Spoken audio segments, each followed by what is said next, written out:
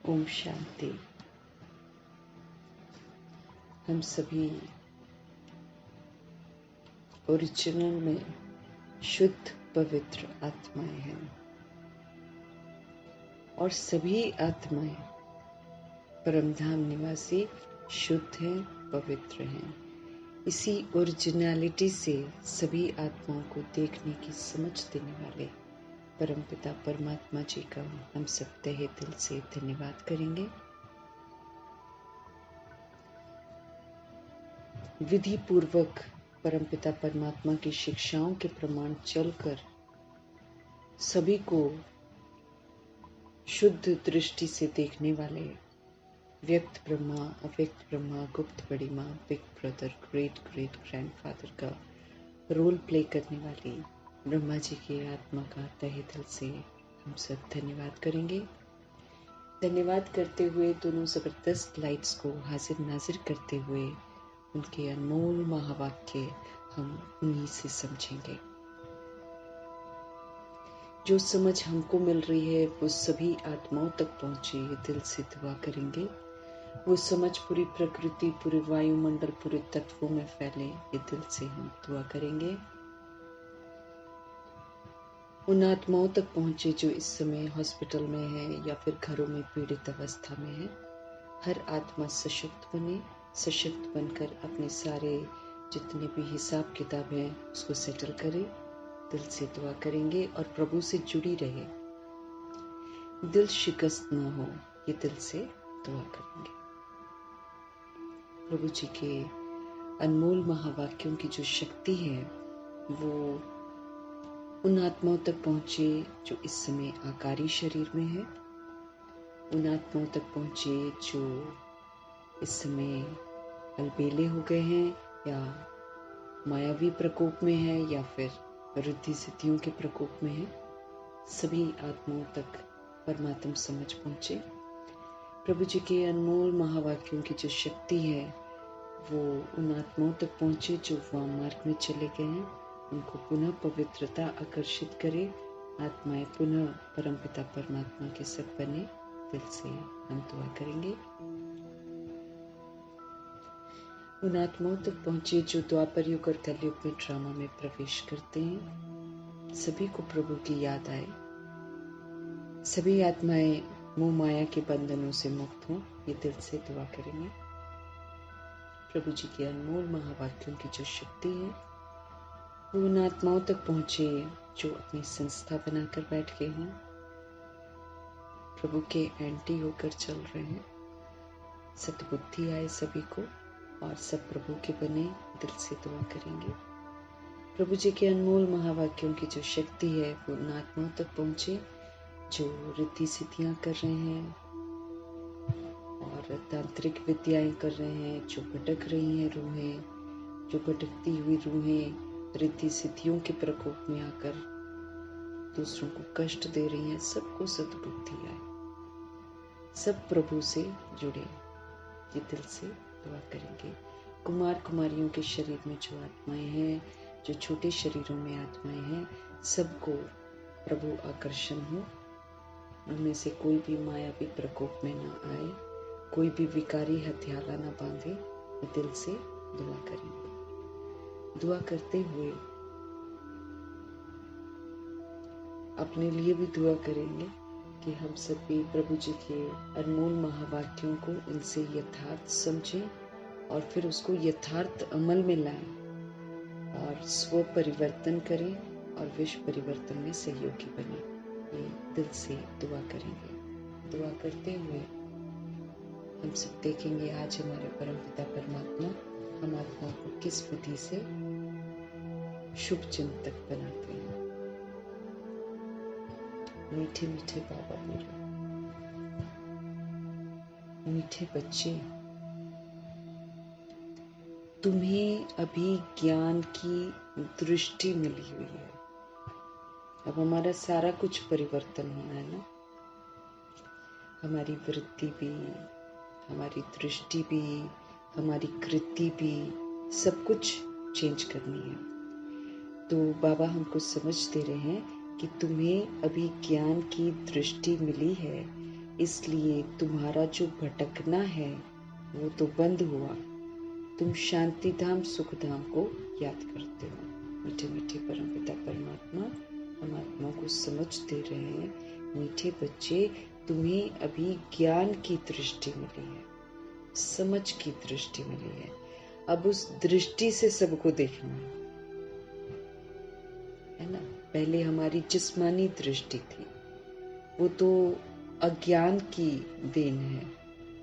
हम जिस्म को देखते थे, लेकिन अब हमको समझ मिली है और हमको ज्ञान की दृष्टि। ज्ञान हमको क्या समझ देता है? ज्ञान हमको समझ देता है हम आत्माएं हैं, हम परमात्मा के बच्चे हैं, हम परम धाम निवासी आत्माएं हैं। ये हमको समझ मिल रही है। अब जब हमको समझ मिल रही है तो यही समझ तो सारे आत्माओं के प्रति है ना। जब हम आत्मा हैं तो जितने भी लोग मौजूद हैं सभी तो आत्माएं हैं। तो अब हमारी दृष्टि कैसी होनी चाहिए? सभी के प्रति आत्मिक दृष्टि होनी चाहिए। उसको ज्ञान की दृष्टि कहते हैं। और आत्मिक दृष्टि में हर आत्मा सतोगुणी आत्मा है। हर आत्मा जो है वो सतोगुणी आत्मा है, तो उसको सतोगुणी स्वरूप में देखना है। तो हमें अभी ज्ञान की दृष्टि मिली है, इसलिए अब हमारा भटकना बंद हो गया है। हम एक जगह बसते रहते, मंदिरों में, मस्जिदों में, गुरुद्वारों में और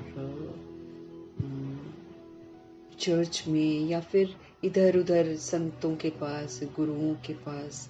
ये भटकना ही तो है ना। देहधारियों के पास हम भटकते ही तो है ना। लेकिन हमारा भटकना अब बंद हो गया क्योंकि हमको समझ की दृष्टि मिली है।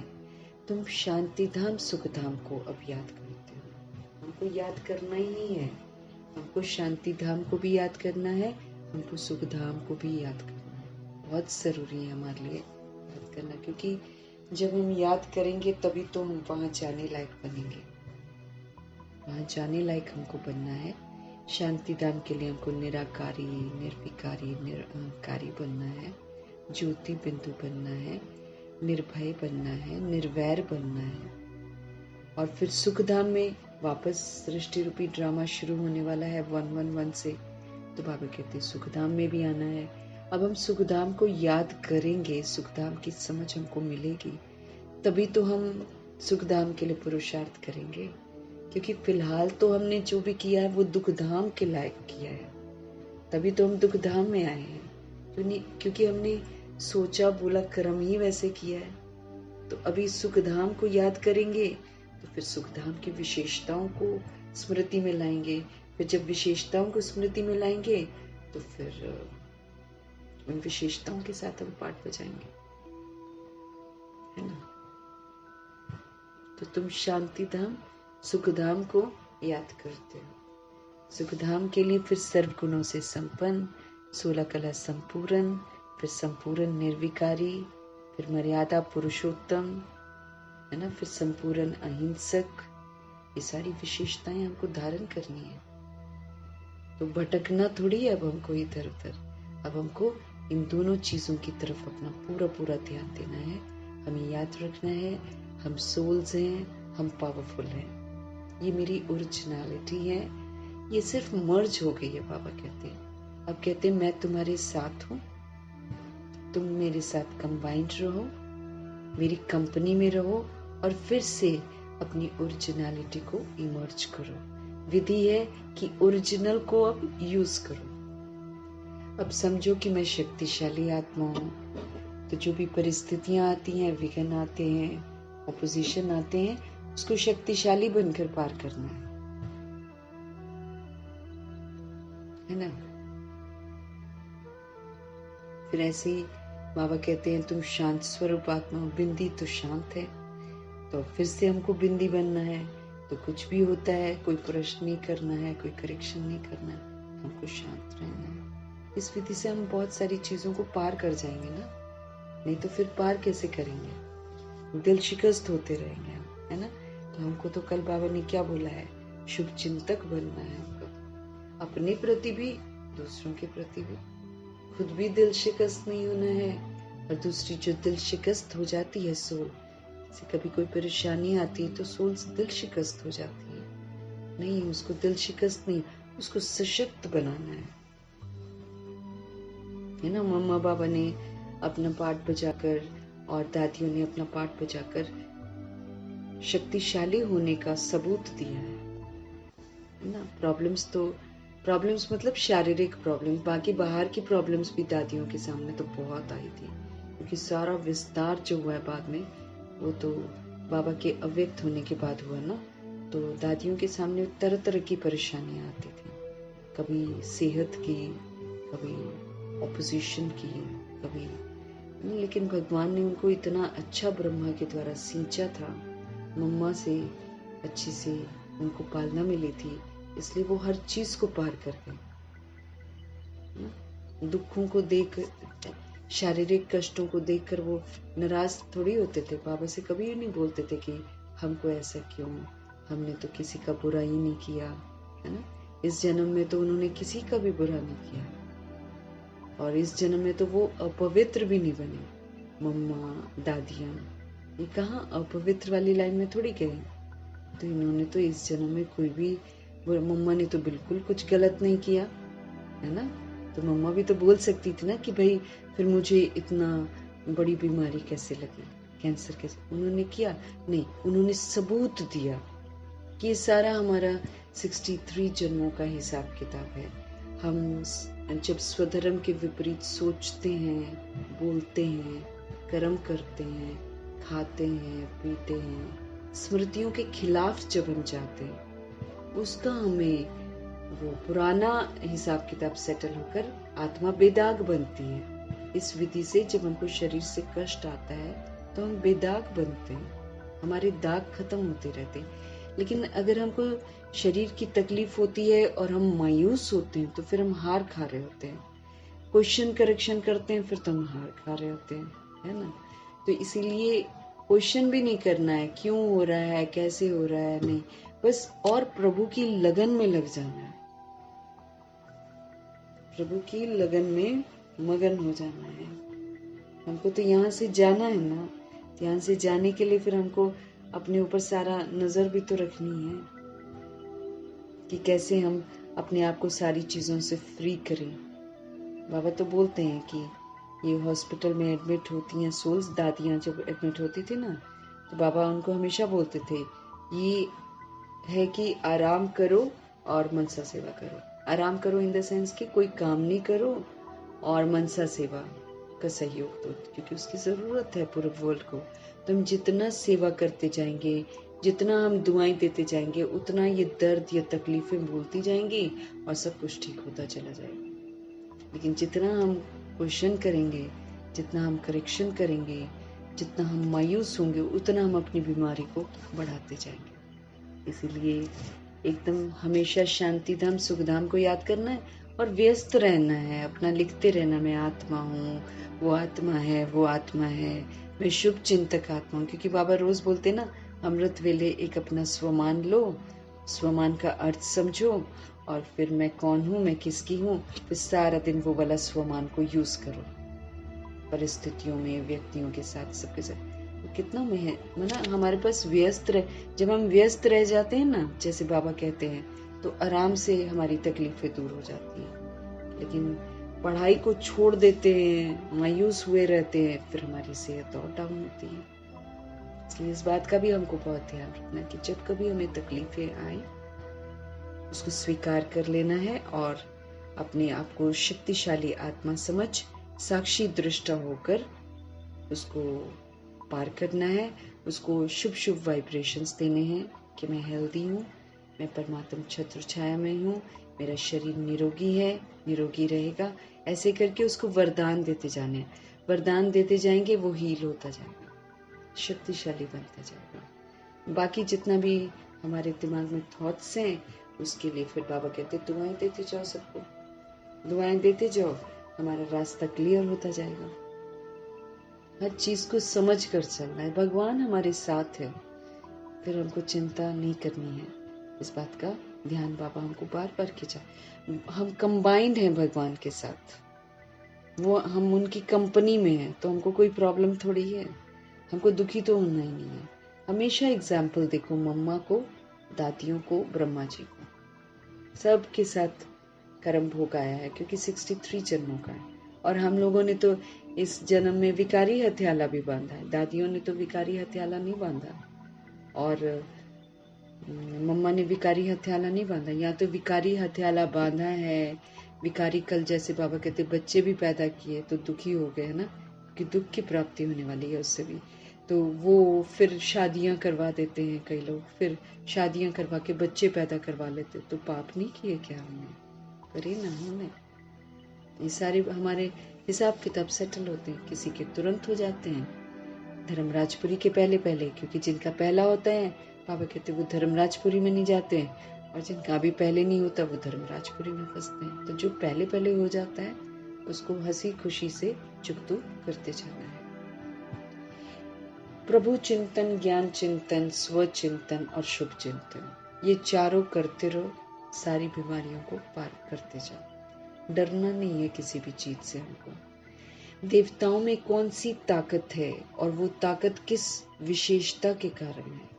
देवताओं में ताकत है, क्योंकि ताकत मीन्स व्हाट? बाबा जिस्मानी ताकत की तो बात नहीं करते हैं, बाबा उस ताकत की बात करते हैं कि दुनिया चाहे कुछ भी करे, हम अगर शांत रहें, हम स्थिर रहें, हम संतुष्ट रहें, हम खुश रहें, है ना, हम अचल अडोल रहें, हम सुखी रहें, हम प्रेम स्वरूप रहें, हम आनंद स्वरूप रहें, हम समझ का स्वरूप रहें, फिर दैवी गुण जितना भी है वो सारा हमारे में रहे। ये देवताओं में होता है और ये ताकत है।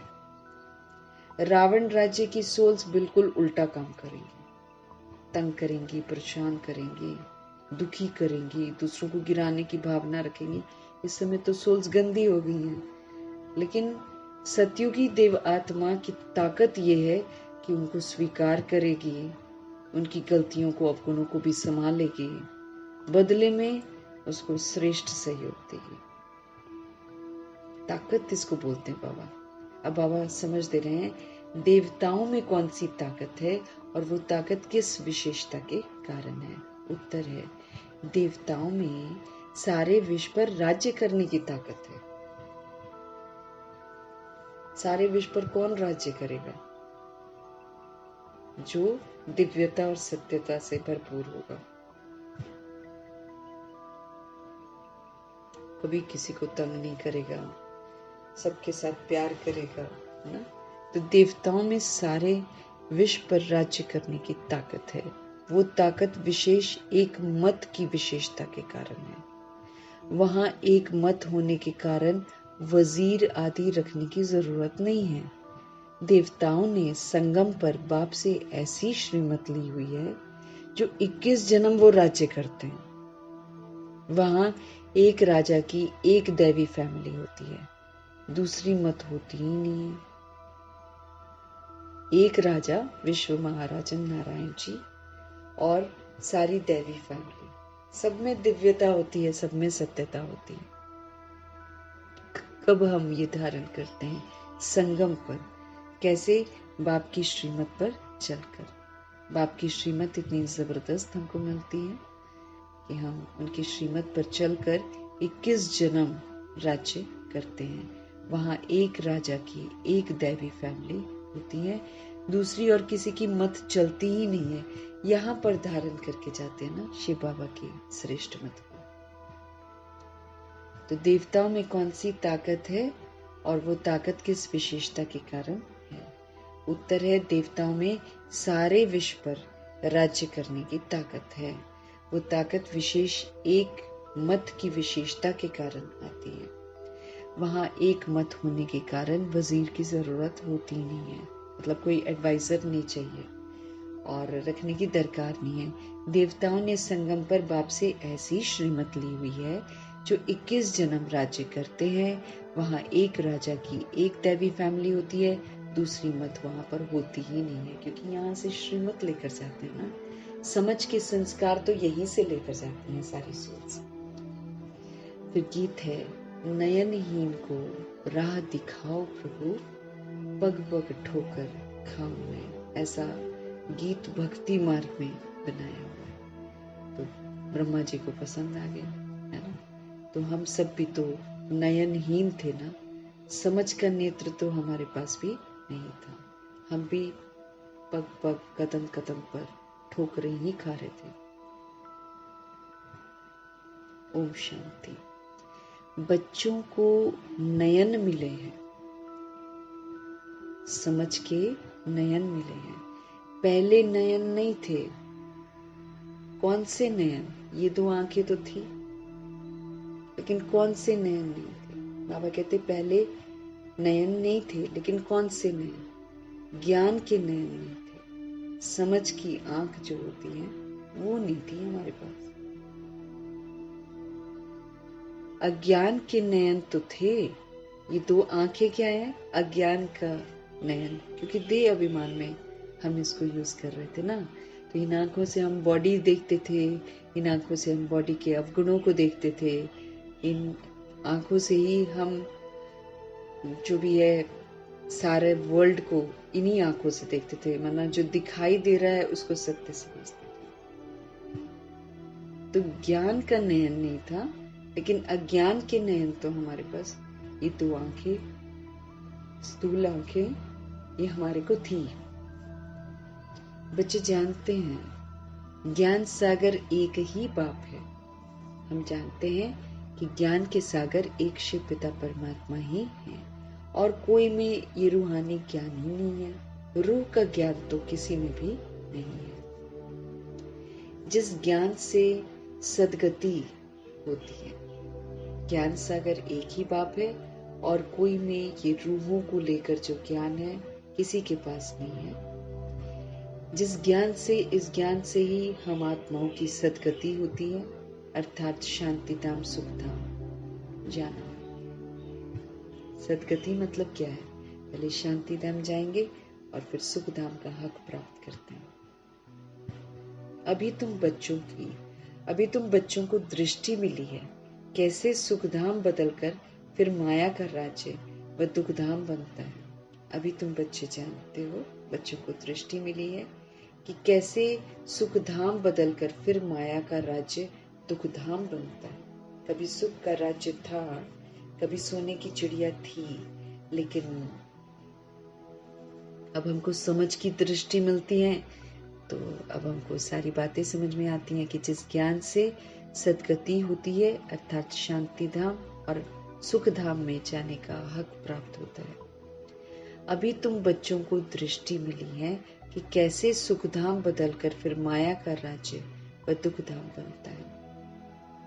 अभी तुम बच्चों को दृष्टि मिली है, अभी हम आत्माओं को दृष्टि मिली है कि कैसे सुख धाम बदलकर फिर माया के राज्य में वो दुखधाम बन जाता है।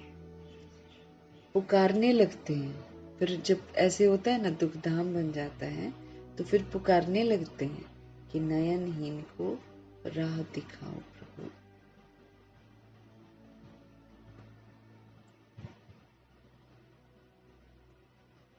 नयनहीन को राह बताओ। भक्ति मार्ग के यज्ञ दान पुण्य आदि से कोई रास्ता नहीं मिलता है ना। भक्ति मार्ग के जो यज्ञ है, भक्ति मार्ग का जो दान पुण्य है, उससे तो बाबा कहते कोई रास्ता नहीं मिलता है, जितना मर्जी करते रहो। भक्ति मार्ग के यज्ञ दान पुण्य आदि से कोई राह नहीं मिलती है शांति धाम सुख धाम जाने की। किसी को राह नहीं मिलती है शांति धाम और सुख धाम में जाने की। हर एक को अपना पाठ फिर बजाना ही है। बाप कहते हैं मुझे भी पाठ मिला हुआ है। भक्ति मार्ग में पुकारते हैं मुक्ति जीवन मुक्ति की राह हमको बताओ। उसके लिए फिर कितने यज्ञ करते हैं, कितने तप करते हैं, कितना दान पुण्य करते हैं।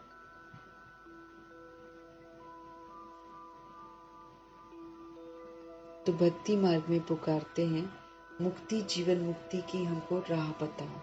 उसके लिए कितने यज्ञ तप, कितने दान पुण्य आदि करते हैं, कितना भटकते हैं, कितना सोल्स भटकती हैं। शांति धाम सुख धाम में भटकना होता ही नहीं। शांति धाम सुख धाम में भटकना होता ही नहीं है। ये भी तुम जानते हो, ये भी तुम जानते हो कि सुख धाम और शांति धाम में भटकना नहीं होता है। वो तो सिर्फ शास्त्रों की पढ़ाई और जिस्मानी पढ़ाई को ही जानते हैं। दुनिया में जो बाबा के पास अभी तक नहीं आए हैं वो तो शास्त्रों की पढ़ाई को या फिर जिस्मानी पढ़ाई को ही जानते हैं। इस रूहानी बाप को तो बिल्कुल जानते ही नहीं है। रूहानी बाप को बिल्कुल जानते ही नहीं है। रूहानी बाप ज्ञान तब आकर देते हैं जबकि सबकी सदगति होती है।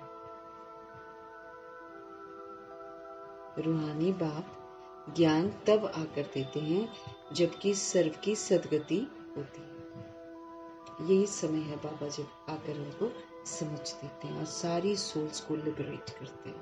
पहले हमको, फिर हमारे थ्रू सारी सोल्स को। पुरानी दुनिया बदलनी होती है ना। मनुष्य से अब जैसे मार पीट है ना, भ्रष्टाचार अत्याचार इतना चल रहा है, ये थोड़ी चलता रहेगा, है कि नहीं। इसकी समाप्ति तो होगी, क्योंकि अति में जा रहा है ना अब इससे भी अति में चला जाएगा, तो फिर उसकी समाप्ति तो जरूर होनी है। क्योंकि बाबा बोलते अति के बाद ही अंत होता है। तो मनुष्य से देवता बनते हैं, फिर सारी सृष्टि पर क्या होता है, एक ही राज्य होता है। तो पुरानी दुनिया बदलनी होती है ना। मनुष्य से देवता बनते हैं, फिर सारी सृष्टि पर एक ही राज्य होता है, देवी देवता, जिसको ही स्वर्ग कहते हैं। ये भी भारतवासी जानते हैं कि आदि सनातन देवी देवता धर्म जो है ना, वो भारत में ही था। ये भी जानते हैं, ये भी भारतवासी जानते हैं कि आदि सनातन देवी देवता धर्म जो है वो भारत में ही था। उस समय कोई और धर्म नहीं था। तुम बच्चों के लिए अभी है क्या है, संगम युग, बाकी दुनिया के लिए कलयुग है। लेकिन अगर हम बाबा की छत्र छाया में हैं, अगर हम उनकी श्रीमत पर चलते हैं, अपने को आत्मा समझते हैं, तो हम उनकी छत्र छाया में हैं।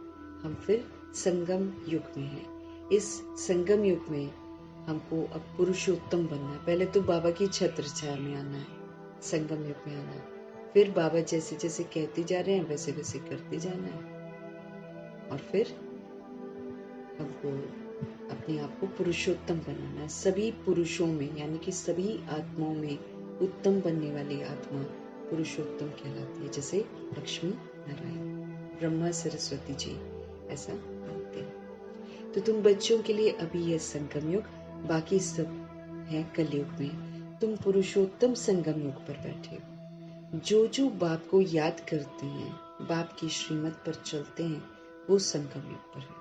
स्पष्ट कर रहे हैं भगवान, है ना। बाप की श्रीमत पर बाबा क्या कह रहे हैं, जो जो बाप को याद करते हैं, जो जो बाप की श्रीमत पर चलते हैं, वो संगम युग पर है, बाकी तो कलयुग में। हम अपने आप को भी चेक कर सकते हैं। बाबा सिर्फ उधर की बात नहीं कर रहे हैं जो कलयुग में है, बाबा हम आत्माओं की भी बात कर रहे हैं और स्पष्टीकरण कर रहे हैं कि जो बाबा को याद करते हैं वो संगम युग में है, जो देहधारियों को याद करते हैं वो कलयुग में है।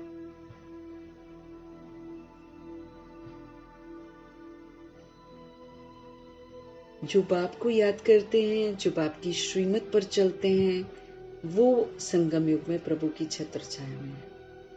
जो नहीं चलते हैं और जो नहीं याद करते हैं, वो सारे फिर कलयुग में है। अभी कोई सोवरेनिटी किंगडम तो है नहीं, यहाँ पर तो कोई किंगडम थोड़ी है, राजधानी थोड़ी है कोई चल रही, दैवी राजधानी नहीं है ना, किंगडम नहीं है। अभी कोई सोवरेनिटी, आजादी, स्वतंत्रता और किंगडम तो है नहीं। अनेक मतों से राज्य चलता है, उसकी मत, कितने तो एडवाइजर हैं।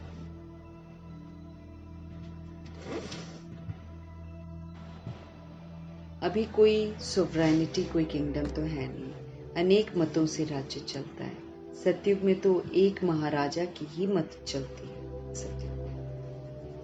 सतयुग में एक महाराजा की ही श्रेष्ठ मत चलती है। वहां वजीर नहीं होते, इतनी ताकत रहती है कि उनको एडवाइजर की जरूरत ही नहीं है। फिर जब पतित बनते हैं ना, तो वजीर की जरूरत पड़ती है। दिमाग कम होना शुरू हो जाता है। जब पतित बनते हैं तो बुद्धि कम होनी शुरू हो जाती है, शक्ति कम होनी शुरू हो जाती है, फिर दूसरे की मत लेनी पड़ती है।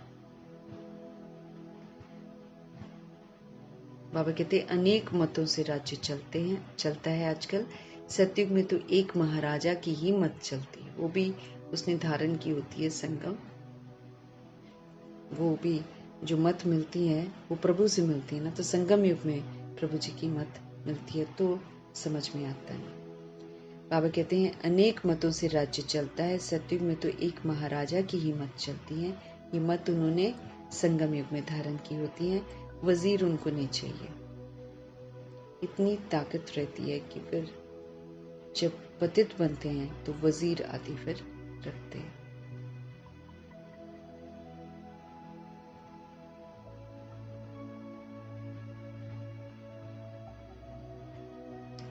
तो राज्य चलता है।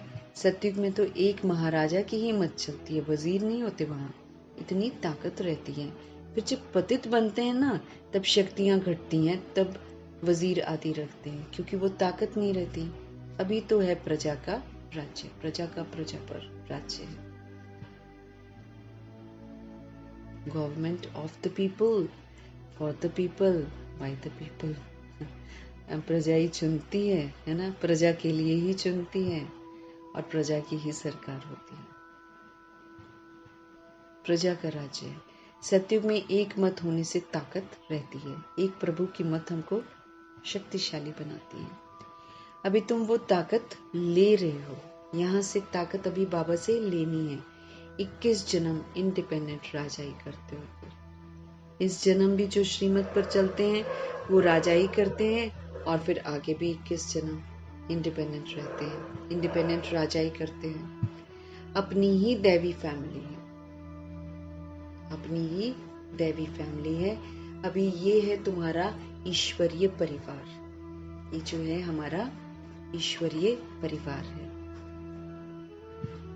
बाप कहते हैं अपने को आत्मा समझ बाप की याद में रहते हो तो तुम ईश्वरीय परिवार। आज स्पेसिफिकेशन कर रहे हैं, देखो, है ना, कहीं हम गलत फहमी में न रह जाएं कि हम तो जी मुरली पढ़ते हैं, हम सेंटर पर जाते हैं, हम सेवाएं करते हैं, तो जी हम ईश्वरीय परिवार के हैं। प्रभु जी बिल्कुल स्पष्टीकरण कर रहे हैं, इसको नोट करना है अपने दिमाग में।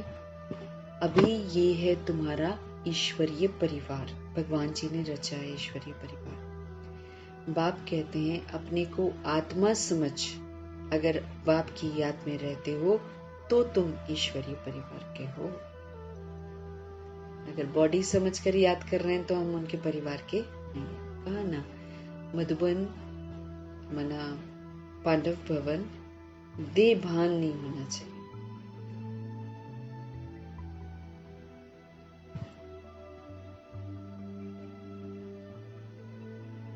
स्पेसिफाई कर रहे हैं भगवान।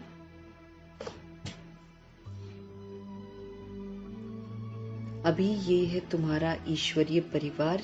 बाप कहते हैं अपने को आत्मा समझ बाप की याद में रहते हो तो तुम ईश्वरीय परिवार के हो। अगर देह अभिमान में आकर भूल जाते हो तो फिर तो तुम आसुरी परिवार के हो। स्पष्टीकरण कर दिया भगवान जी ने। कह रहे हैं अगर आप अपने को आत्मा समझते हो, अगर आप बाप को याद करते हो तो आप ईश्वरीय परिवार के हो। अगर आपके अंदर में देह का अभिमान आता है और आप भूल जाते हो इस बात को तो फिर आसुरी परिवार के हो।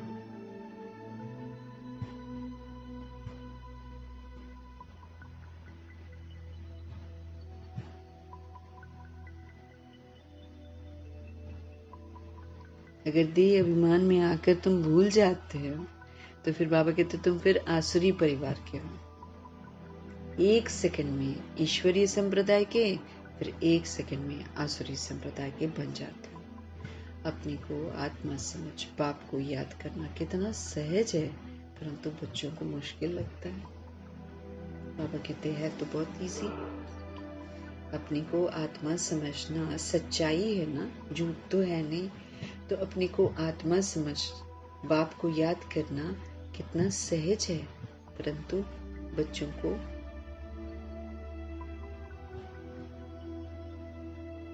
अपने को आत्मा समझ बाप को याद करना कितना सहज है, परंतु बाबा कहते हैं बच्चों को क्या लगता है? मुश्किल लगता है। बाप कहते हैं अपने को आत्मा समझ और बाप को याद करेंगे ना तो सारे विक्रम विनाश हो जाएंगे। यकीन दिला रहे हैं भगवान जी। बाप कहते हैं कि आप अपने को आत्मा समझ बाप को याद करेंगे ना तो सारे विक्रम क्या हो जाएंगे? विनाश हो जाएंगे। देह द्वारा कर्म तो करना ही है हमको, है ना, क्योंकि देह बिगड़ तो तुम कर्म कर नहीं सकेंगे। कोशिश करनी है कि काम काज करते भी हम बाप को याद करें। ये हमारे लिए जरूरी है कि कुछ भी करते हुए हम प्रभु जी की यादों में रहें। परंतु यहाँ तो बिगर काम भी याद नहीं कर सकते हैं।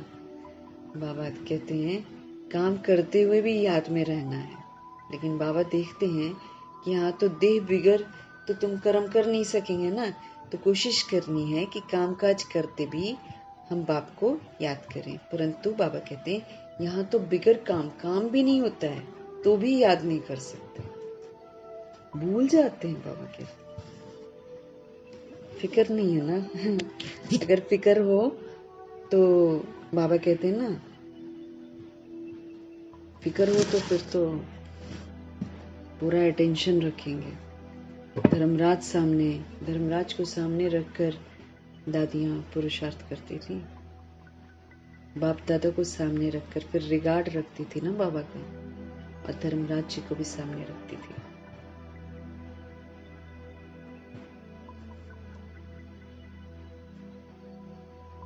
बाबा कहते परंतु यहाँ तो काम भी नहीं होता है कुछ, फिर भी याद नहीं कर सकते, फिर भी देह के अभिमान में रहेंगे, देह के बारे में सोचेंगे, देह की दुनिया के बारे में सोचेंगे, रिश्तों के बारे में सोचेंगे, पास्ट लाइफ के बारे में सोचेंगे, उन आत्माओं के बारे में सोचेंगे जो दुख देते हैं। ऐसे होता है। बाबा कहते हैं यहाँ तो बिगर काम भी याद नहीं कर सकते, भूल जाते हैं। यही तो मेहनत है। भक्ति में ऐसे कोई थोड़ी कहा जाता है कि सारा दिन भक्ति करो। उसमें टाइम होता है, सवेरे शाम व रात का। फिर मंत्र आदि जो मिलते हैं वो बुद्धि में उनके रहते हैं। अनेक शास्त्र हैं, वो भक्ति मार्ग में पढ़ते हैं। तुमको तो कोई पुस्तक आदि भी नहीं पढ़ना है ना, कोई किताबें थोड़ी पढ़नी है हमको, न बनानी है पुस्तक। ये मुरली छपाते भी हैं सिर्फ रिफ्रेश होने के लिए, बाकी कोई भी किताब आदि नहीं रहेगी, है ना। बाबा कहते तुमको तो कोई पुस्तक आदि नहीं पढ़ना है, हमको कोई बुक थोड़ी हम पढ़ते हैं, है ना। बुक तो ये तो महावाक्यों वाली बुक, जैसे जिस्मानी दुनिया में बुक्स होती हैं, कथाएं होती हैं, वो थोड़ी हम पढ़ते हैं। तुमको तो कोई पुस्तक आदि नहीं पढ़ना है, न बनानी है। ये तो मुरली छपाते भी हैं रिफ्रेश होने के लिए, बाकी कोई भी किताब आदि तो नहीं रहेगी, ये सब खत्म हो जाएंगे।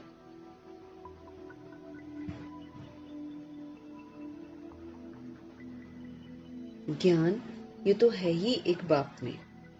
अभी देखो, ज्ञान विज्ञान भवन नाम रखा हुआ है ना, लेकिन समझते थोड़ी विज्ञान क्या। विज्ञान मतलब ज्ञान का स्वरूप बन गया, ज्ञान बुद्धि से हट गया, अब उसका नेचुरल स्वरूप बन गया।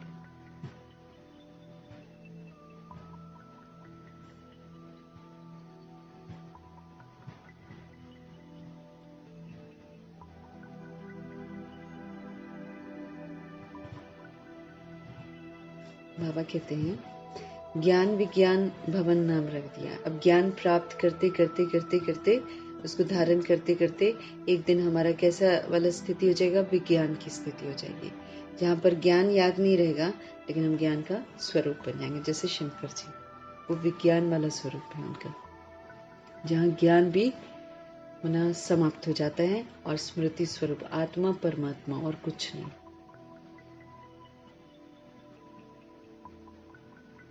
अभी तुम जान जाते हो बाबा से, है ना।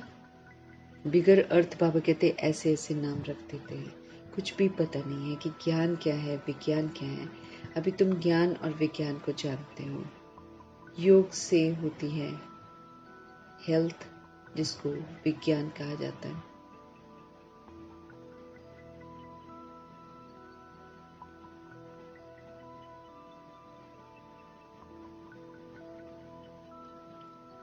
तो विज्ञान क्या है? अभी तुम ज्ञान और विज्ञान को जानते हो। योग से होती है, बाबा कहते हैं योग से क्या मिलेगा हमको? योग से होती है हेल्थ, जिसको विज्ञान कहा जाता है। याद में कैसे रहना? आत्मा परमात्मा की संतान वाली याद में, और कुछ याद ना आए, उसको बाबा योग कहते हैं। तो ऐसा वाला जो योग होता है ना, जिसमें आत्मा परमात्मा को याद करिए, उससे हेल्थ मिलती है, उससे हेल्दी होते हैं। तो फिर ध्यान रखना कि हम याद में रहते हैं। बॉडी कॉन्शियस होकर याद करना, वो तो याद में काउंट ही नहीं होता है। उससे हमारे विक्रम विनाश नहीं होते हैं, और भी विक्रम बनते हैं।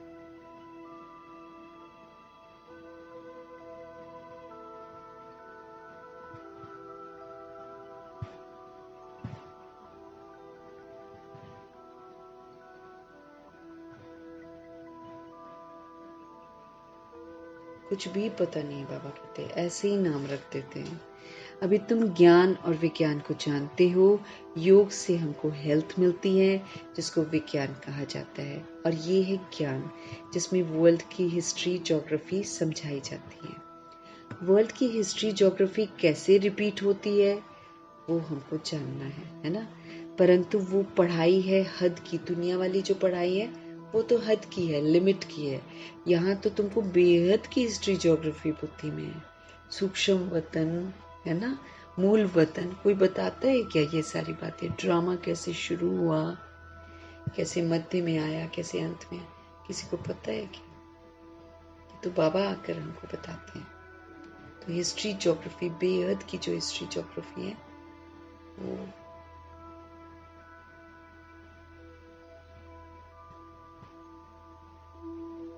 तो हिस्ट्री ज्योग्राफी कैसे रिपीट होती है, ये वो जानना है। परंतु वो पढ़ाई दुनिया वाली हद की है, वहाँ की हिस्ट्री ज्योग्राफी हद की है। यहाँ तो तुमको बेहद की हिस्ट्री ज्योग्राफी बुद्धि में है। हम कैसे राज्य लेते हैं, कितना समय और कब राज्य करते हैं, कैसे हम राजधानी हमको मिली थी, ये बातें और कोई की बुद्धि में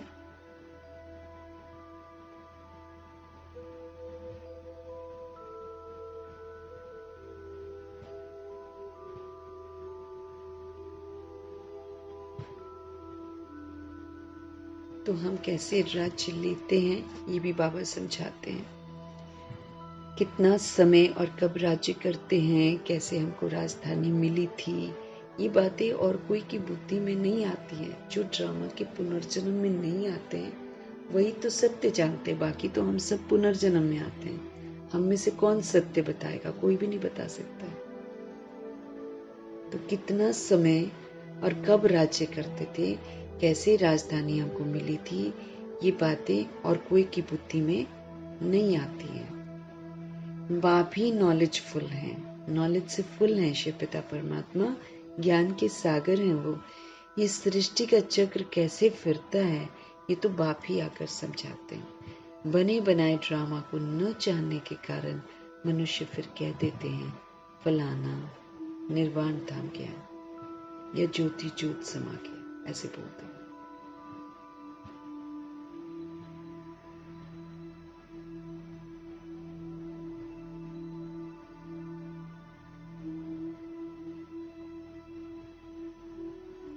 तो बाप ही समझाते हैं बने बनाए ड्रामा का राज। बने बनाए ड्रामा को न जानने के कारण मनुष्य कह देते हैं फलाना निर्वाण धाम गया, फलाना स्वर्ग गया, या फिर कह देंगे ज्योति ज्योत समा गया।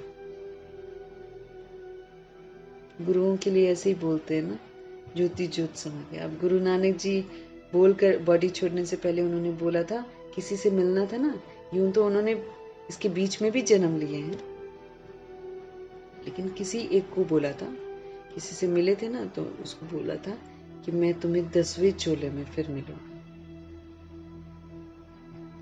तो गुरु गोविंद सिंह जी भी गुरु नानक जी की ही आत्मा है,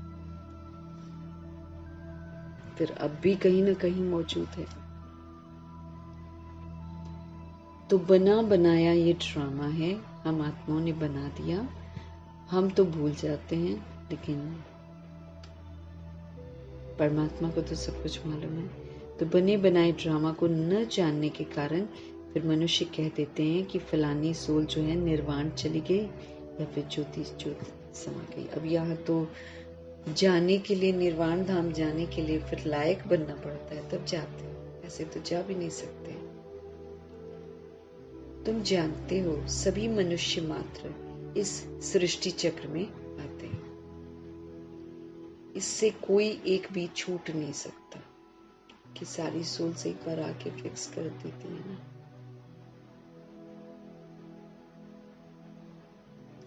बाबा हमको समझते रहे।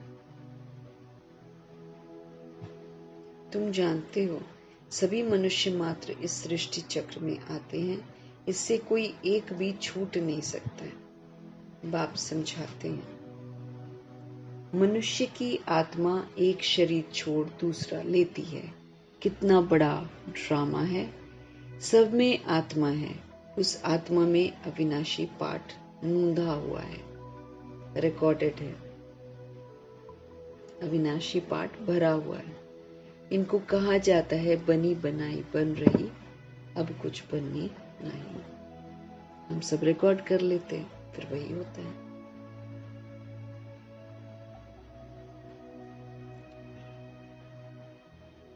अभी हम फिर से रिकॉर्डिंग कर रहे हैं, लेकिन हमको पता नहीं है कि हमने पिछली बार क्या रिकॉर्डिंग की, लेकिन फिर से हम रिकॉर्ड कर रहे हैं, फिर यही रिपीट होगा।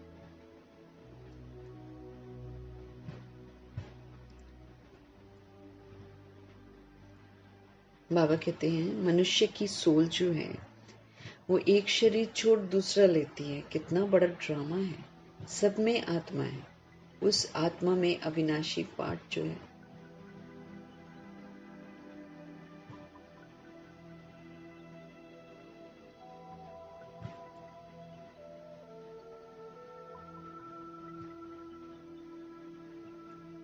तो बाबा समझ दे रहे हैं कितना बड़ा ये ड्रामा है। सब में आत्मा है, उस आत्मा में अविनाशी पाठ भरा हुआ है। इनको कहा ही जाता है बनी बनाई बन रही, अब कुछ बननी नहीं। अब ड्रामा कहते हैं तो जरूर फिर उनका टाइम भी तो चाहिए ना। अब ये थोड़ी कि ड्रामा एक बार शुरू हुआ है तो संपन्न नहीं होगा, संपन्न भी तो होगा ना। तो बाबा कहते हैं अब ड्रामा कहते हैं तो जरूर उनका टाइम भी तो चाहिए ना। तो बाप समझाते हैं ये जो ड्रामा चलता है सृष्टि पर, ये 5000 वर्ष का ड्रामा है। भक्ति मार्ग के शास्त्रों में लिख दिया है ड्रामा लाखों वर्ष का है। अब इस समय ही जबकि बाप ने आकर सहज राजयोग सिखाया था, इस समय के लिए ही तो गायन है कि कौरव घोर अंधियारे में है। भगवान राजयोग सिखा रहे हैं और कौरव विपरीत बुद्धि आत्मा।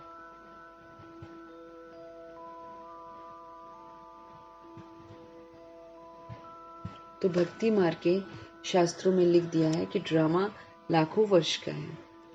इस समय ही जबकि बाप ने आकर सहज राजयोग सिखाया था, इस समय के लिए ही गायन है कि कौरव जो है ना वो घोर अंधियारे में थे और पांडव रोशनी में थे।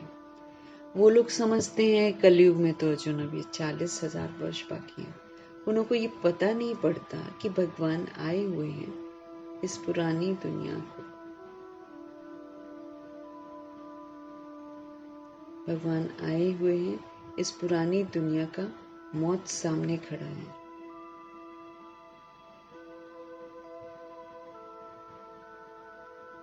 उनको ये पता नहीं पड़ता है कि भगवान आए हुए हैं। अब इस पुरानी दुनिया का तो मौत सामने खड़ा है। सब अज्ञान नींद में सोए पड़े हैं, सब अज्ञानता की नींद में सोए पड़े हैं। जब लड़ाई देखते हैं ना तो कहते हैं ये तो महाभारत लड़ाई की निशानी है, ये रिहर्सल होती रहेगी। बाबा कहते हैं फिर चलते चलते बंद हो जाएगी। तुम जानते हो अभी हमारी पूरी स्थापना हुई थोड़ी है।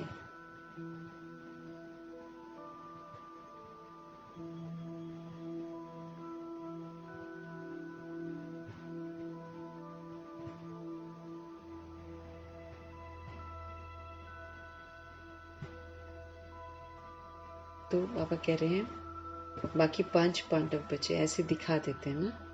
बाबा कहते हैं मौत तो सामने खड़ी है पुरानी दुनिया की, सब अज्ञान नींद में सोए पड़े हैं। जब लड़ाई देखते हैं ना तो फिर कहते हैं ये तो महाभारत लड़ाई की निशानी है, भाई भाई से लड़ रहा है, ऐसी लड़ाइयाँ होनी है, ये रिहर्सल होती रहेगी। बाबा कहते फिर चलते चलते फिर बंद हो जाएगी। तुम जानते हो अभी हमारी पूरी स्थापना हुई थोड़ी है।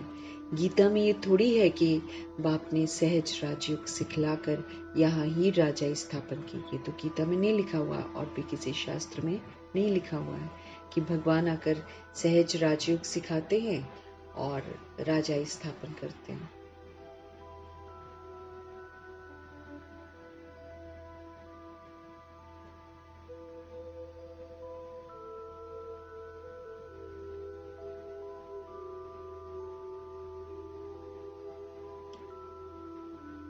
बाबा कहते हैं फिर चलते चलते रिहर्सल बंद हो जाएगी। तुम जानते हो अभी हमारी पूरी स्थापना हुई थोड़ी है। गीता में ये थोड़ी है कि बाप ने सहज राजयोग सिखलाकर यहाँ ही राजा स्थापन किया।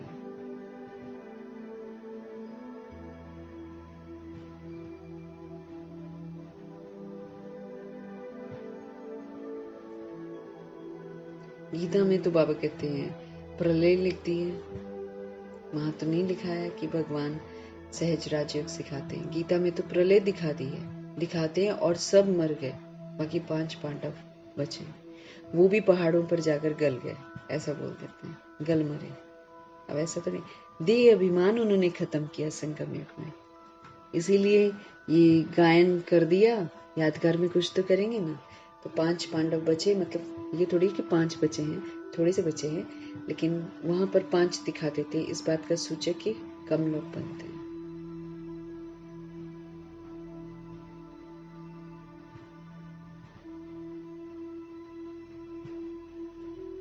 दिखाते हैं और सब तो मर गए, बाकी 5 पांडव बचे, वो भी पहाड़ों पर जाकर गल मरे। राजयोग से क्या हुआ कुछ भी पता नहीं है। बाप हर एक बात हमको समझाते रहते हैं।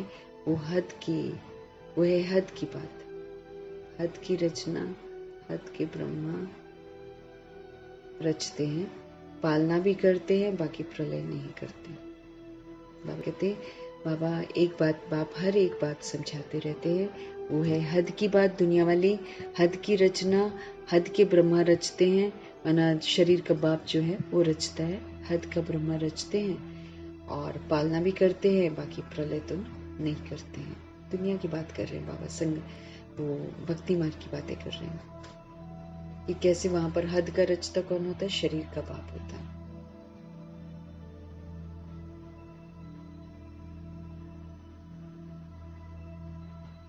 तो हद की रचना वो है, हद की बातें है ना, हद की रचना, हद के ब्रह्मा रचते हैं, पालना भी करते हैं।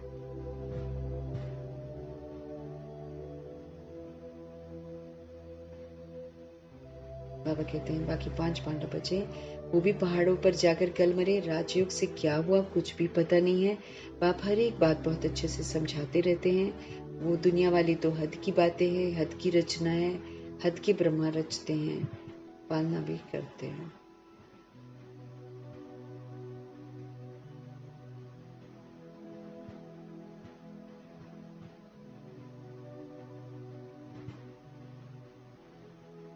पालना भी करते हैं, बाकी प्रलय नहीं करते हैं। स्त्री को अडॉप्ट करते हैं, बाप भी आकर अडॉप्ट करते हैं, कहते हैं मैं इनमें प्रवेश कर बच्चों को नॉलेज सुनाता हूँ, इन द्वारा बच्चों को मैं रचता हूँ। किनके द्वारा? ब्रह्मा जी के द्वारा। बाप भी है यहाँ पर, फैमिली भी है। ये बातें बड़ी गुह्य हैं बाबा कहते हैं। ये हॉस्पिटल भी है, ये यूनिवर्सिटी भी है, ये पाठशाला भी है। पहले जूनियर में पढ़ाई होती है पाठशाला में, फिर जब पास करते तो बेहद का है ना, फिर बाबा कहते हैं वो यूनिवर्सिटी में आ जाते हैं जहाँ पूरे वर्ल्ड की सोल्स इनवाइटेड हैं, सब आ सकते हैं, सब पढ़ सकते हैं। तो बाबा की बेहद की यूनिवर्सिटी है, ये बेहद का हॉस्पिटल है। यहाँ पर सारी आत्माओं की ट्रीटमेंट होती है, क्योंकि सभी सोल्स बीमार हैं ना, देह अभिमान ने बीमार कर रखा है, तो उस बीमारी से मुक्त होते हैं।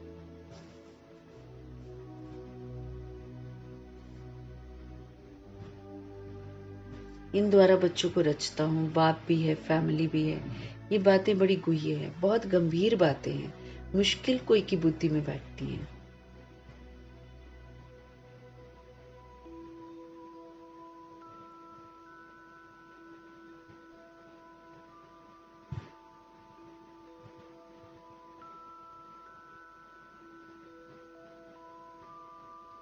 बाबा कह रहे हैं, अब बाप कहते हैं मुश्किल कोई की बुद्धि में ये सब बैठता है ना, तो अब बाप कहते हैं पहले पहले तो भाई अपने को आत्मा समझो। आत्मा ही एक शरीर छोड़कर दूसरा लेती है, आत्मा ही पाठ बजाती है, आत्मा नहीं तो शरीर कुछ नहीं कर सकता। आत्मा ही एक शरीर छोड़ दूसरा लेती है, शरीर पर ही भिन्न भिन्न नाम पड़ते हैं, है ना। नाम रूप फीचर्स सब भिन्न भिन्न है सबके, एक के फीचर्स दूसरे से ना मिले।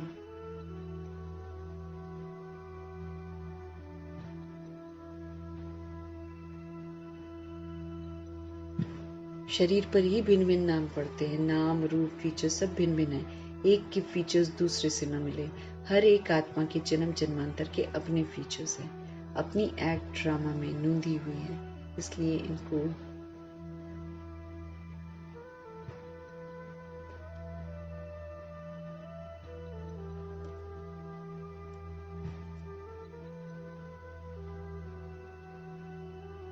एक आत्मा के फीचर्स दूसरे से न मिले।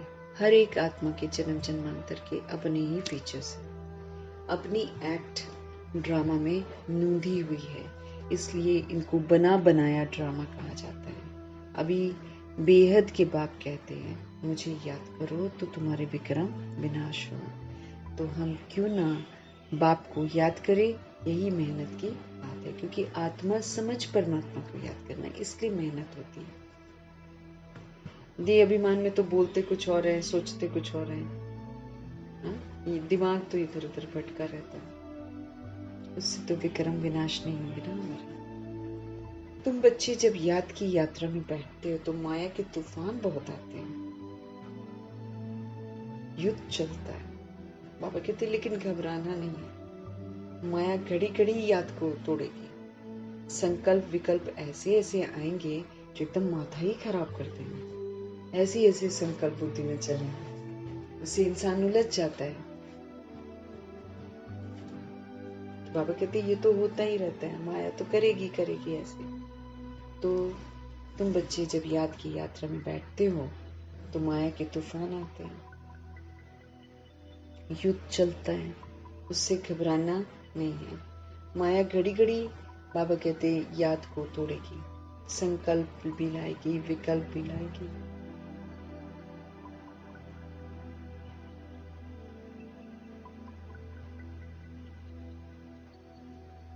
संकल्प विकल्प माया घड़ी घड़ी याद को तोड़ देगी, संकल्प विकल्प ऐसे ऐसे आएंगे जो एकदम माथा ही खराब कर देंगे।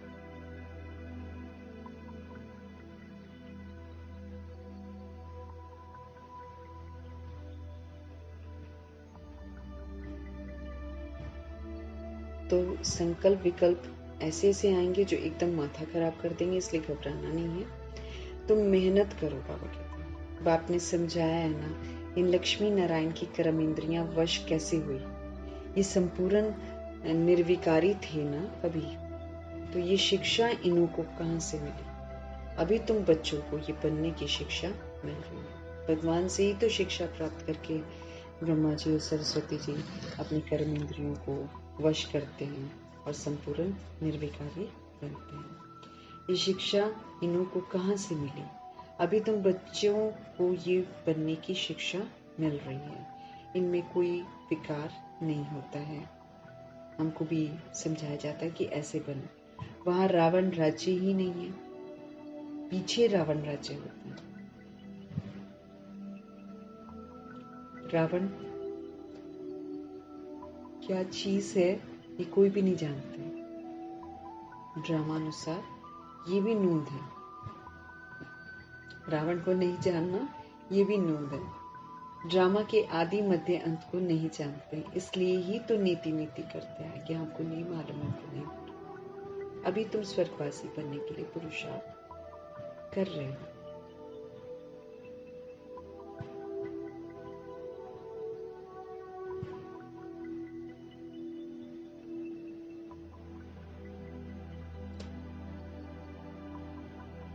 वहाँ रावण राज्य ही नहीं है, पीछे रावण राज्य होता है। रावण क्या चीज है ये कोई भी नहीं जानते। ड्रामा अनुसार ये भी नूंद है। ड्रामा के आदि मध्य अंत को नहीं जानते हैं, इसलिए नेति नेति करते आए हैं। अभी तुम स्वर्गवासी बनने के लिए पुरुषार्थ कर रहे हो। हम सब स्वर्गवासी बनने के लिए पुरुषार्थ कर रहे हैं। ये लक्ष्मी नारायण स्वर्ग के मालिक है ना। इन्हों के आगे माथा टेकने वाले तमो प्रधान कनिष्ठ पुरुष है। ये स्वर्ग के मालिक हैं और जो इनके जड़ मूर्तियों के आगे माथा टेकते हैं वो तमो प्रधान कनिष्ठ मनुष्य हैं।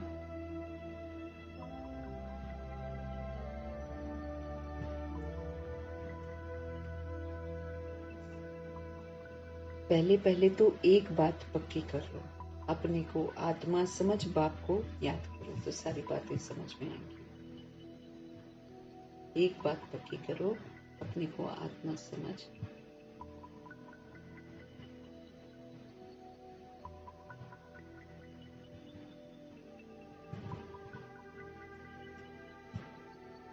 तो इन्हों के आगे बाबा कहते हैं माथा टेकने वाले तमो प्रधान कनिष्ठ पुरुष है। जो माथा टेकता है वो तमो प्रधान है, वो कनिष्ठ है। बाप कहते हैं पहले पहले तो एक बात पक्की कर लो भाई, अपने को आत्मा समझ बाप को याद करो। इसमें ही मेहनत है। जैसे 8 घंटे सरकारी नौकरी करते हैं ना, अभी तुम बेहद की सरकार के मददगार हो, तुमको कम से कम 8 घंटा पुरुषार्थ कर याद में रहना।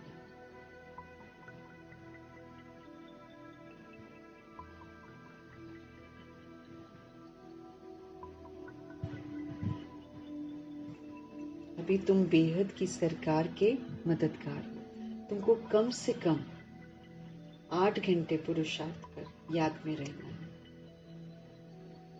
ये अवस्था तुम्हारी ऐसी पक्की हो जाएगी जो कोई की भी याद नहीं आएगी। जब हम 8 घंटे याद करने का अटेंशन रखेंगे तो धीरे धीरे बाबा कहते हैं इतनी पक्की हो जाएगी कि उनको भूलेंगे ही नहीं।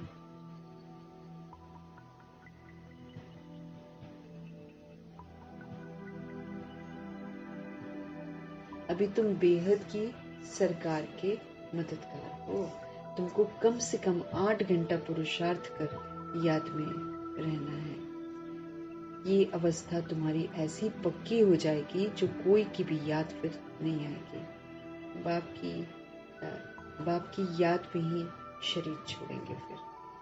फिर वही विजय माला के दाने बनेंगे। जो बाबा की याद में रहने का टेंशन रखेंगे, पूरा पुरुषार्थ करेंगे, फिर याद में रहेंगे। तो ये अवस्था तुम्हारी ऐसी पक्की हो जाएगी जो कोई की भी याद नहीं आएगी। बाप की याद में ही शरीर छोड़ेंगे, फिर वही विजय माला का दाना बनेंगे। एक राजा की प्रजा कितनी ढेर होती है। एक राजा ले लो तो उसकी प्रजा कितनी ढेर होती है। यहाँ भी प्रजा बननी है। तुम विजय माला के दाने पूजने लायक बनो। जो विजय माला का दाना बनेंगे उनकी फिर पूजा होगी। 16,108 की माला भी होती है ना।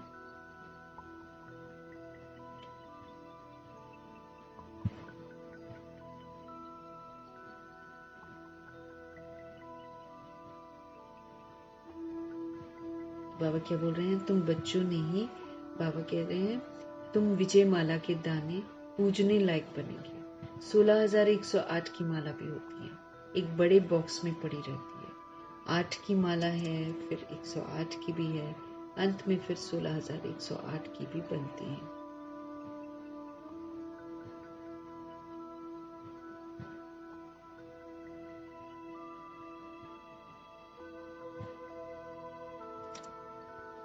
तो एक बड़े बॉक्स में पड़ी रहती है 16,108 की माला। 8 की माला भी होती है, 108 की माला भी होती है। 108 भी पूजनीय माला है, 8 भी पूजनीय माला है। फिर अंत में फिर 16,108 की भी बनती है। तुम बच्चों ने ही बाप से राजयोग सीख सारे विश्व को स्वर्ग बनाया। बाबा कह रहे हैं तुम बच्चों ने ही बाप से राजयोग सीखा है और फिर सारे विश्व को स्वर्ग बनाया है। इसलिए तुमको पूजा जाता है। क्यों पूजा होती है? क्योंकि बाबा से राजयोग सीखकर स्वराज्य अधिकारी बने, है ना। फिर सारे विश्व को भी स्वर्ग बनाने में मददगार, सारे विश्व को स्वर्ग बनाने में मददगार बने ना। इसलिए बाबा कहते तुमको पूजा जाता है, तुम ही पूज्य थे फिर पुजारी बने हो। ये दादा कहते हैं हमने खुद माला फेरी है। वो तो नंबर 1 भगत थे ना, भक्ति का सब कुछ उन्होंने किया हुआ है। तो बाबा कहते हैं, दादा कहते हैं, मना ब्रह्मा जी कहते हैं हमने तो खुद माला फेरी है। लक्ष्मी नारायण के मंदिर में यूं तो रुद्र माला होनी चाहिए। तुम बच्चे तुम पहले रुद्र माला में आते हो, फिर रुंड माला बनते हो। रुद्र माला शिव की माला में आते हो, है ना। और उसके बाद अगर हमको आना है यहाँ पे विष्णुपुरी में, तो फिर रुंड माला में आना पड़ता है, यानी कि फिर हमको धारणाएं करनी पड़ती है ना। 16 कलश संपूर्ण निर्विकारी ऐसे बनना पड़ता है। फिर हम रुंड माला बनाते हैं, यानी कि फेस दिखाते हैं ना रुंड माला में, तो वो विष्णुपुरी में आते हैं।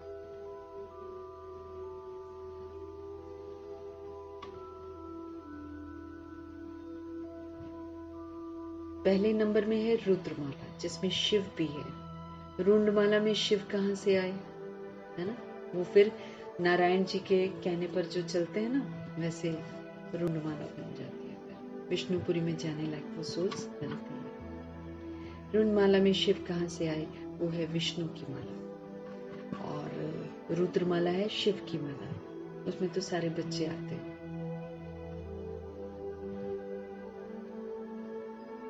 विष्णु की माला में आने के लिए क्वालिफाई करना पड़ता है।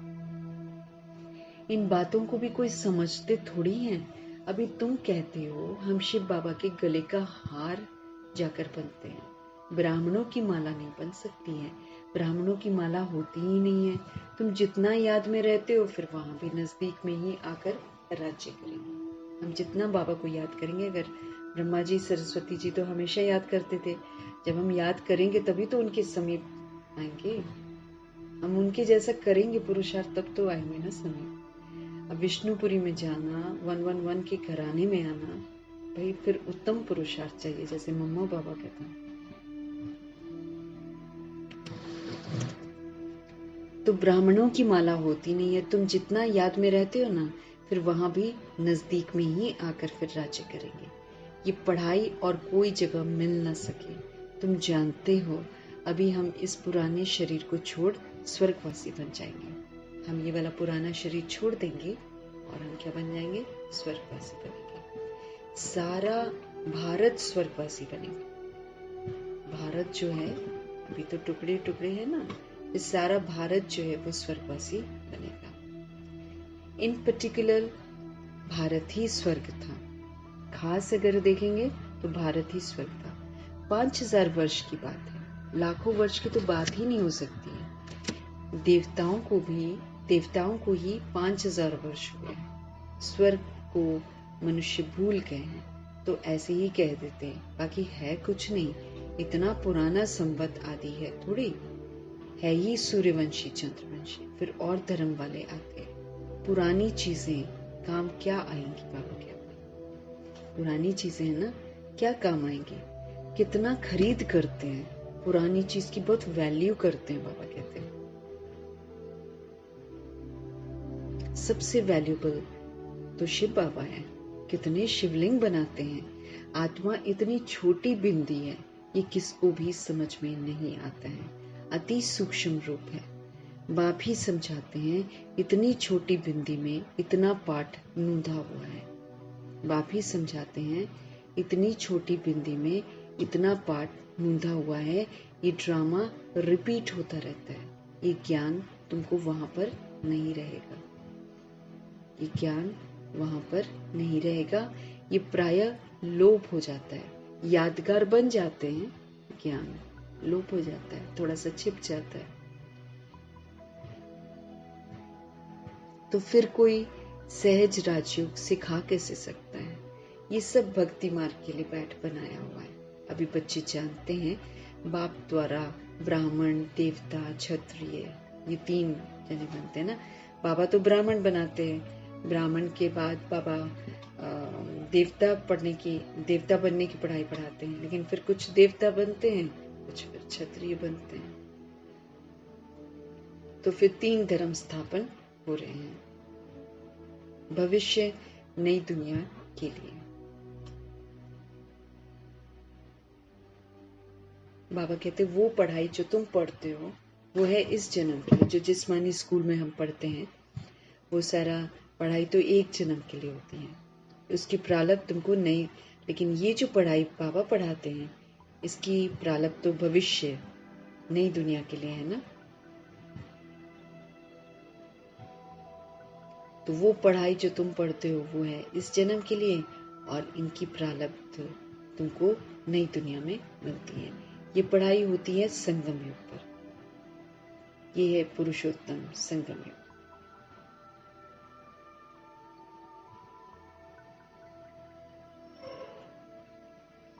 वो पढ़ाई जो तुम पढ़ते हो बाबा कहते वो तो इस जन्म के लिए है, इनकी प्रारब्ध तुमको फिर नई दुनिया में मिलनी है। ये पढ़ाई होती है कब? संगम युग पर परमपिता परमात्मा आकर पढ़ाते हैं। ये पुरुषोत्तम संगम युग चल रहा है। मनुष्य से देवता तो जरूर संगम पर बने होंगे ना। जो देवता बनते हैं वो अभी संगम पर ही तो बनते हैं। मनुष्य से देवता तो संगम पर बनते हैं। बाप बच्चों को सारे राज समझाते हैं।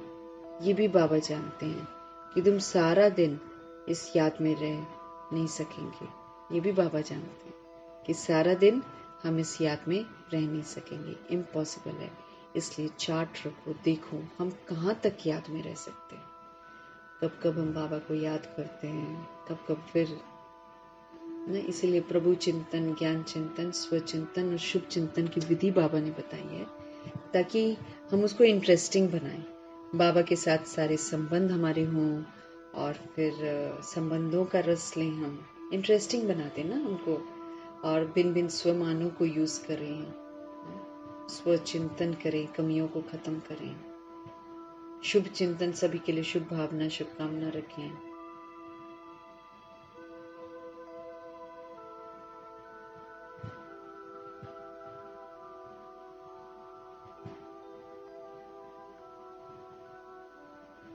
बाप बच्चों को सब राज समझाते हैं।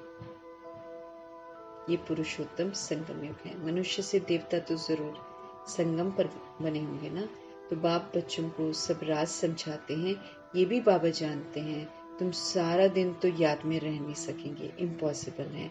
इसलिए बाबा कहते चार्ट रखो, देखो हम कहाँ तक याद में रह सकते हैं। देह का अभिमान होगा तो फिर तो बाबा कहते याद कैसे रह सकेगी अगर देह का अभिमान है। पापों का बोझा सिर पर बहुत है, इसलिए बाबा कहते हैं याद में रहो। पापों का बोझा सिर पर बहुत है।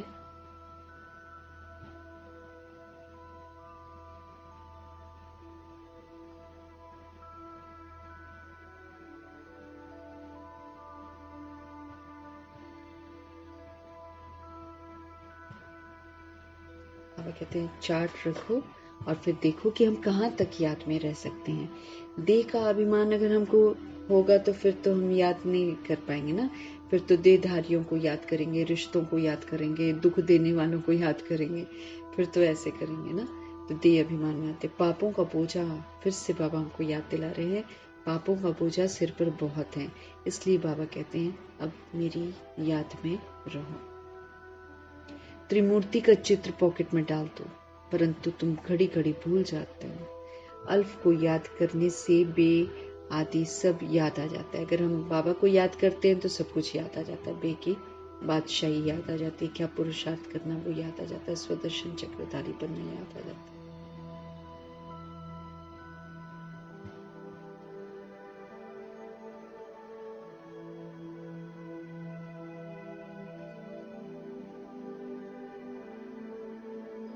त्रिमूर्ति का चित्र पॉकेट में डाल दो, परंतु तुम घड़ी घड़ी भूल जाते हो। अल्फ को याद करने से बे आदि सब याद आ जाता है। बैज तो सदा लगा रहे। लिटरेचर भी हमारे पास हो। कोई भी अच्छा आदमी हो तो उनको देना चाहिए। अच्छा आदमी कभी मुफ्त में लेंगे नहीं, बोलेंगे इसका क्या पैसा है, बोलो ये गरीबों को तो मुफ्त में दिया जाता है, बाकी जो जितना दे सकता है रॉयल्टी होनी चाहिए, जितना दे है ना रॉयल्टी होनी चाहिए। तुम्हारी रस्म रिवाज दुनिया से बिल्कुल न्यारी होनी चाहिए। रॉयल आत्मा आप पे ही कुछ न कुछ दे देंगे। ये तो तुम सबको देते हैं, ये तो हम सबको देते हैं कल्याण के लिए। कोई पढ़कर भी तुमको पैसे भेज देंगे, खर्चा तो तुम करते हो ना। बोलो हम अपना तन मन धन भारत की सेवा में खर्च करते हैं। हम अपना तन मन धन बाबा की सेवाओं में खर्च करते हैं या भारत की सेवा में खर्च करते हैं।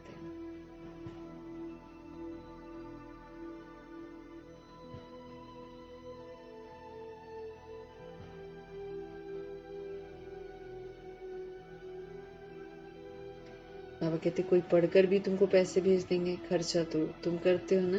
बोलो हम अपना तन मन धन भारत की सेवा में खर्च करते हैं। अच्छा, मीठे मीठे सिकिलते बच्चों प्रति माता पिता बाप दादा का याद प्यार और गुड मॉर्निंग। रूहानी बाप की रूहानी बच्चों को नमस्ते। हम रूहानी बच्चों की भी रूहानी बाप को दिल से, जान से, सिख से, प्रेम से, अदब से, पूरे रिगार्ड से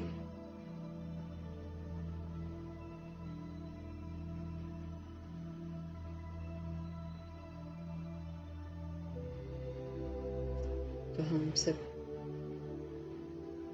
नमस्ते रिगार्ड से, पूरे अदब से, मोहब्बत से नमस्ते भी और तहे दिल से मीठे मीठे परमपिता परमात्मा जी का धन्यवाद भी करेंगे।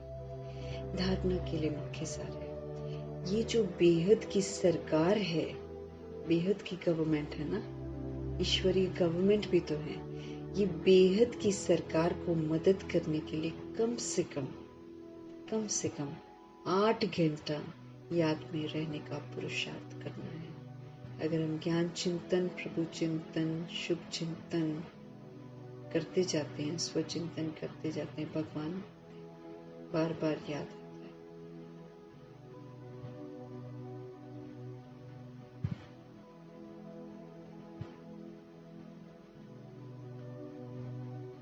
तो बेहद की सरकार को मदद करनी है, इसलिए कम से कम 8 घंटा याद में रहने का हमको पुरुषार्थ करना है।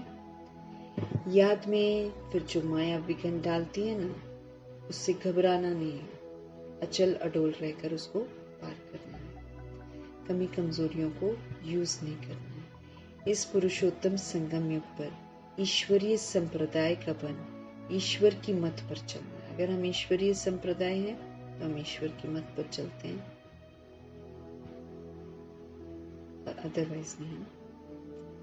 तो ईश्वरीय मत पर चलते हैं ना, तब हम ईश्वरीय संप्रदाय के बनते हैं। तो बाबा हमको समझ दे रहे हैं कि ये जो पुरुषोत्तम संगम युग है, इस पर ईश्वरीय संप्रदाय का बनकर ईश्वर की मत पर ही हमको चलना है। कर्म करते भी एक बाप की याद में रहने का अब प्रैक्टिस जो है उसको पक्का कर लेना है।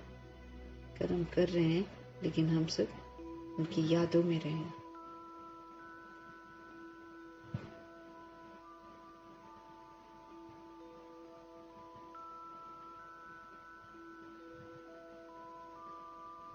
तो इस पुरुषोत्तम संगम युग पर ध्यान रखेंगे कि ईश्वरीय संप्रदाय का बनकर ईश्वर की मत पर ही हमको चलना है। कर्म करते भी हमको एक बाप की याद में रहना है, इसका अभ्यास पक्का करना है। कम से कम 8 घंटे की याद चाहिए। वरदान है, अंतर्मुखता की गुफा में रहने वाले देह से न्यारे देही भव। जो देह से न्यारे हो जाते हैं, देह भान से न्यारे हो जाते हैं, वही तो अंतर्मुखी रहते हैं। बाबा क्या आप समझते रहे, अंतर्मुखता की गुफा में रहने वाले देह से न्यारे देही भव। जो पांडवों की गुफाएं दिखाते हैं कि पांडव गुफाओं में रहते थे, वो यही अंतर्मुखता की गुफा है। वो अंतर्मुखता की गुफा है। जितना देह से न्यारे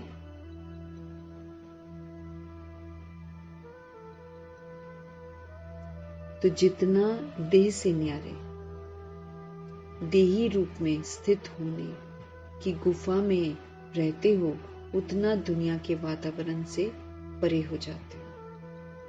जब हम देही रूप में स्थित होते हैं ना और अंतर्मुखी हो जाते हैं, अंतर्मुखता की गुफा में रहते हैं, बाहर की दुनिया को नहीं देखते, तो उतना दुनिया का जो वातावरण है ना वो हम पर प्रभाव नहीं डालेगा। मम्मा क्यों बाहर नहीं देखती थी? ताकि प्रभाव मुक्त रहे।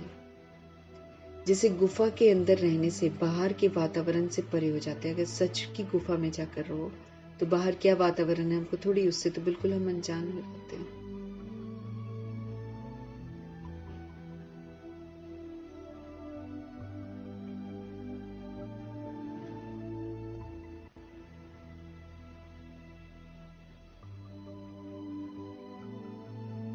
गुफा में रहने से, अंतर्मुखता की गुफा में रहने से बाहर का वातावरण जो है उससे हम परे हो जाते हैं, वातावरण के प्रभाव में नहीं आते।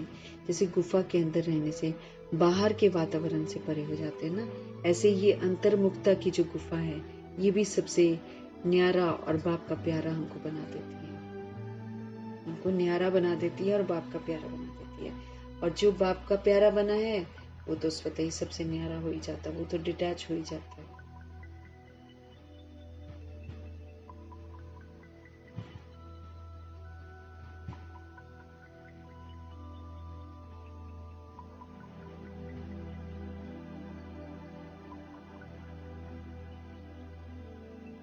तो हमको अंतर्मुखी बनना है, बाह्य मुक्ता को छोड़ना है। आत्मा है, परमात्मा के बच्चे हैं, ये हमारा अंतर्मुखता की जो गुफा है इसमें रहना है।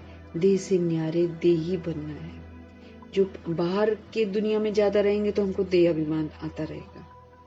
तो जो पांडवों की गुफाएं दिखाते हैं वो यही अंतर्मुखता की गुफा है। जितना देह से न्यारे,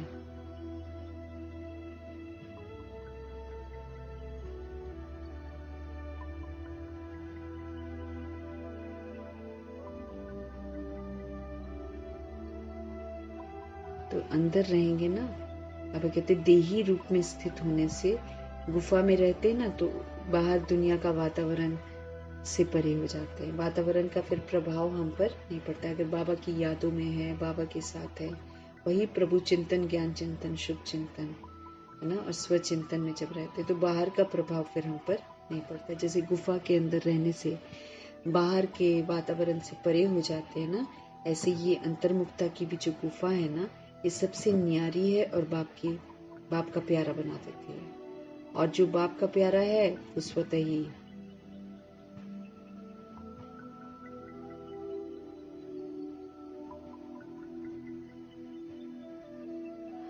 और जो बाप का प्यारा है वो स्वतः ही सबसे न्यारा हो जाता है। स्लोगन डिटैच हो जाता है ना, भगवान का प्यारा ही तब हम बन सकते हैं जब हम डिटैच रहें।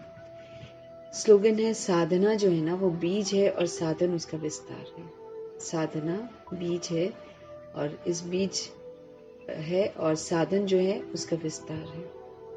विस्तार में साधना को छिपा नहीं देना। अब विस्तार है ना साधन, लेकिन बाबा कहते हैं विस्तार में कहीं साधना को छिपा नहीं देना। ऐसा नहीं कि साधनों में व्यस्त हो जाओ।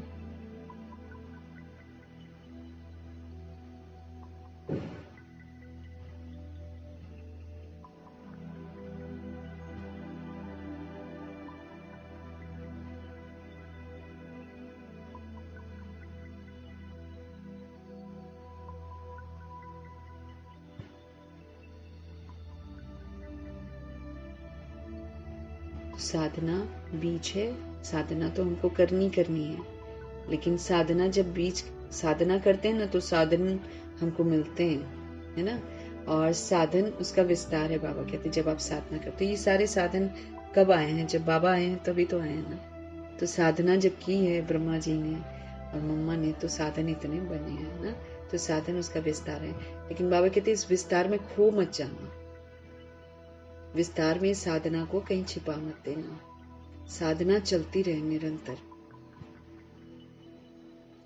फिर है अव्यक्त इशारे, आत्मिक स्थिति में रहने का अभ्यास करो। अब अंतर्मुखी बनो, बाबा कहते हैं ना, हमेशा आत्मिक स्थिति में रहने का अभ्यास करो, अंतर्मुखी बनो। अंतर्मुखी की निशानी सदा सागर के तले में वो लोग खोए हुए रहते हैं, वही तो बाबा की दुनिया में रहेंगे।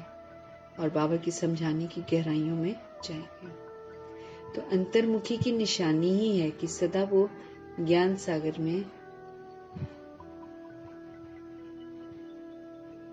अंतर्मुखी की निशानी है सदा सागर के तले में, ज्ञान सागर के तले में खोए हुए गंभीर मूर्त। गंभीर मूर्त मीन्स मैच्योर। आलतू फालतू बातों में ध्यान नहीं देना। चेहरे द्वारा आत्मिक स्थिति के चिन्ह दिखाई देंगे। आत्मिक स्थिति जो बन जाती है ना, वो चेहरे द्वारा दिखाई देगी। और मनन चिंतन करने वाला चेहरा, एक है मनन चिंतन करने वाला चेहरा, और फिर है रमणीक अर्थात मुस्कुराता हुआ चेहरा। दोनों ही लक्षण सूरत से प्रत्यक्ष होंगे।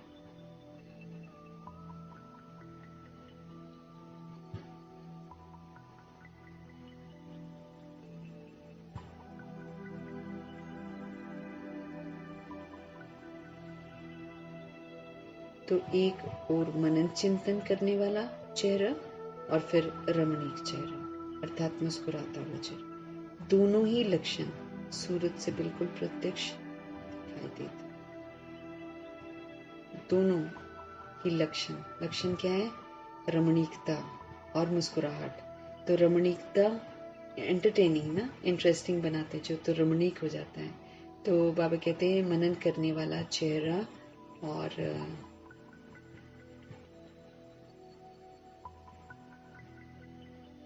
फिर रमणीक अर्थात मुस्कुराता हुआ चेहरा। दोनों ही लक्षण सूरत में प्रत्यक्ष होंगे। अंतर्मुखी सदा हर्षित मुख दिखाई देगा। अंतर्मुखी सदा हर्षित मुख दिखाई देंगे, क्योंकि माया का सामना करना समाप्त हो जाएगा ना। जो अंतर्मुखी होंगे ना, वो सदा हर्षित मुख होंगे। क्यों? क्योंकि वो माया का सामना जो करना पड़ता था वो समाप्त हो जाएगा।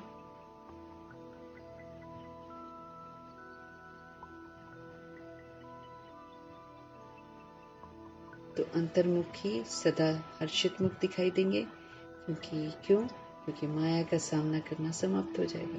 वो बाबा के साथ रहेंगे, और बाबा के साथ जो है, जो बाबा की कंपनी में है, उनके सामने तो माया आती नहीं है। आती भी है तो दूर से चली जाती है, देखती है अच्छा ये व्यापार में व्यस्त है, फिर छोड़ देती है। और फिर जो सोल्स हैं, अंतर्मुखी सोल्स, वो कमी कमजोरियों को तो यूज ही नहीं करते हैं।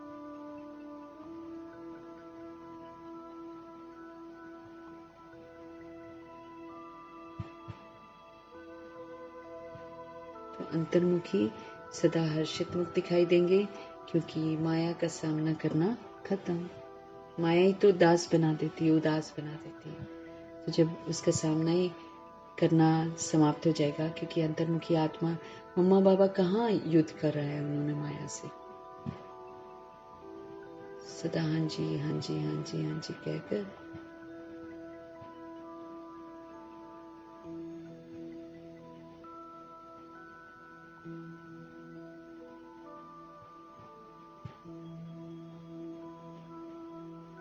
तो हमको अंतर्मुखी बनना है, अभ्यास करना है। गंभीर मूर्त सदा सागर के तले में जाकर, गंभीर मूर्त ना, गंभीर मूर्त आत्मा ही तो बाबा का सारा गहराई में जाएगी। चेहरे से आत्मिक स्थिति के चिन्ह दिखाई देंगे। जो अंतर्मुखी होती है ना, वो खुद को आत्मा समझती, दूसरों को आत्मा समझती। एक और मनन चिंतन करने वाला,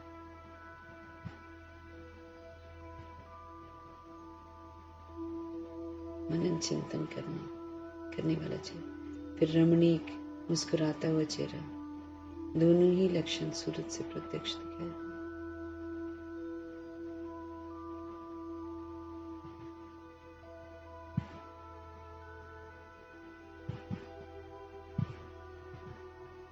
रमणीकता चेहरे पर, और मनन चिंतन करते रहेंगे, मन में हमेशा चिंतन चलता रहेगा प्रभु जी का।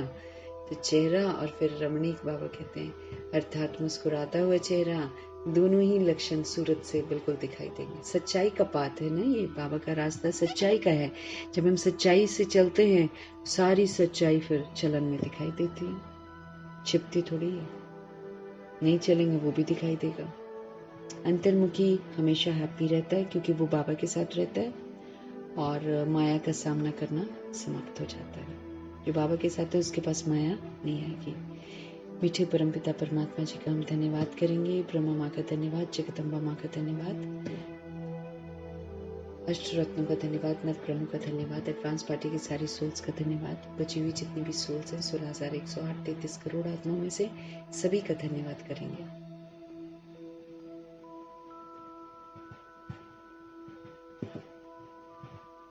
और पांचों तत्वों का धन्यवाद, धरती, आकाश, जल, वायु, अग्नि, सबका धन्यवाद। ड्रामा का धन्यवाद, प्रकृति का धन्यवाद, माया का धन्यवाद, यमदूत का धन्यवाद, करोड़ों की आबादी का धन्यवाद।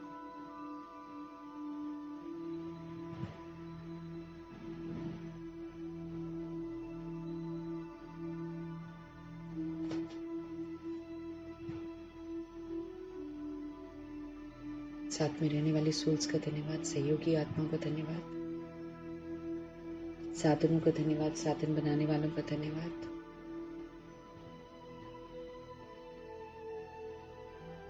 अविनाशी खजानों का धन्यवाद, समय का बहुत बहुत धन्यवाद, पल पल का धन्यवाद, पूरे यूनिवर्स का धन्यवाद, पूरे यूनिवर्स का, ड्रामा, प्रकृति, माया, यमदूत, सबका धन्यवाद क्योंकि सब हमको परफेक्ट बनाते हैं।